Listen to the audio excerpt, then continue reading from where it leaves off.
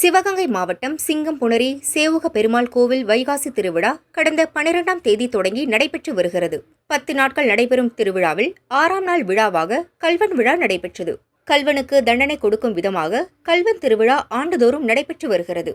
இதில் திருடன் வேடமணிந்தவர் உடல் முழுவதும் வேடம் போட்டு கோவிலுக்கு அழைத்து வரப்பட்டார். இளைஞர்கள் திருடனை கோவிலுக்குள் தீப்பந்தங்களுடன் துரத்துவதுமாக வினோத விழா நடைபெறும். விழாவை சுற்றுப்புற பகுதிகளில் இருந்து ஏராளமான பொதுமக்கள் கண்டு ரசித்தனர். செல்போன்